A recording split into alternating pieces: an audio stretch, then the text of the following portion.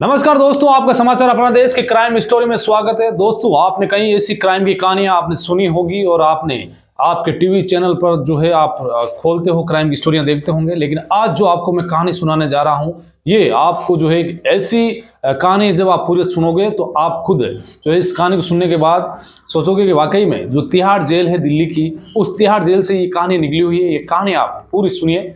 और हाँ, हमारे इस चैनल पर नए हो तो इस चैनल को आप सब्सक्राइब जरूर करना, क्योंकि आपका साथ बहुत जरूरी है।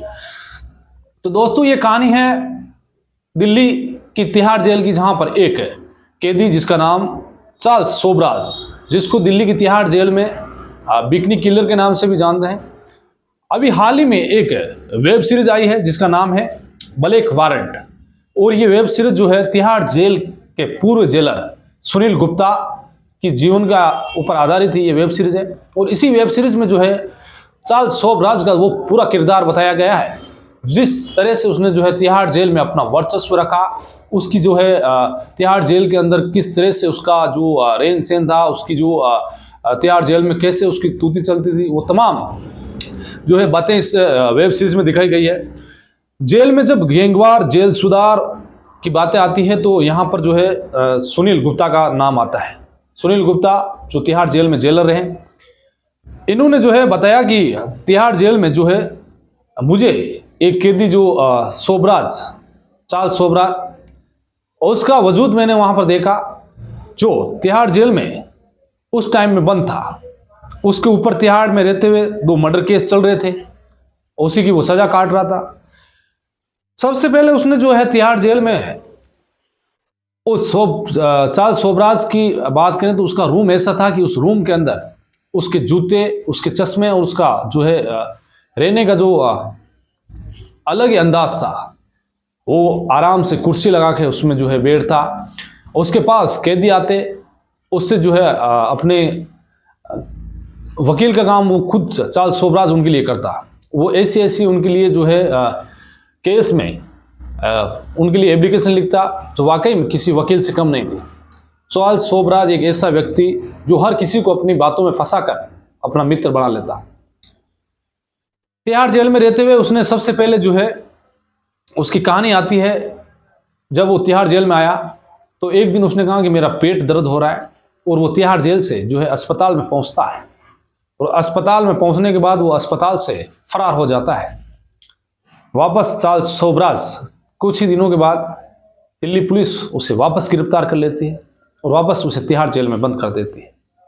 अब वो तिहाड़ जेल में बंद, और उसका जो शौक था, बड़ा शौक था। सबसे ज्यादा उसकी महिला मित्र थी, उससे कई महिलाएं जो है तिहाड़ जेल में मिलने भी आती। डॉक्टर जो आपके जेलर हैं सुनील गुप्ता, उन्होंने बताया कि जब उससे कोई महिला मिलने आती तो वो सबसे पहले जो परफ्यूम, एक ऐसा परफ्यूम लगाता था कि जो है आसपास तक उसकी खुशबू जाती थी। और तिहाड़ जेल में वो आराम से जो है उसकी मुलाकात यहीं जो है इनके सुनील गुप्ता के सामने ही होती थी। रूम उनके जो है उन्हीं के द्वारा प्रोवाइड कराया जाता था। तो वो देखते थे कि कैसे वो महिलाओं को जो है अपनी बातों में फंसाता था। और इसी का जो है बानगी है, क्योंकि उस टाइम में 1981 और 82 में जो है उसको जो सुविधाएं दी जाती थी तिहाड़ जेल में, वो उस टाइम गैर कानूनी नहीं थी। उसमें जो भी कैदी आता था उसकी स्पेशल जो है, यदि उसके पास पैसे हैं तो उसको सारी सुविधाएं मिलती थी। वहीं जो सोबराज तिहाड़ में रहते रहते उसने जो है अब धीरे धीरे जो है वहां पर अपनी आलीशान जिंदगी जी रहा था। इसी दरमियान चार्ल्स सोबराज जो है 1972 की बात है, वापस वो तिहाड़ से बाहर निकला। और 1972 में जो है अशोका होटल, उसमें एक ज्वेलरी शॉप थी। उसी अशोक होटल में एक काम करने वाली एक महिला जो वहां पर डांसर थी, उससे उसने दोस्ती की। दोस्ती करने के बाद उसने उसी महिला से मिलकर और उसी होटल में जो है उसने वो गहने चुराए। और गहने चुराने के बाद उसने जो है वापस वो भागा, लेकिन उसका पासपोर्ट जो है वो कमरे में रह गया।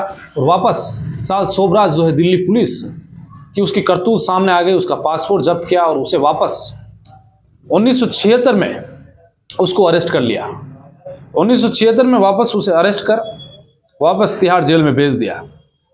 अब वापस तिहाड़ जेल में वो बंद। और उसने एक चाल चली तिहाड़ जेल में रहते हुए। उसने कहा कि उसका बर्थडे है, तो कुछ पुलिस वालों को साथ किया और उसने जो है मिठाई में नशीला पदार्थ मिलाकर वापस वो तिहाड़ जेल से जो है भागने में सफल हुआ।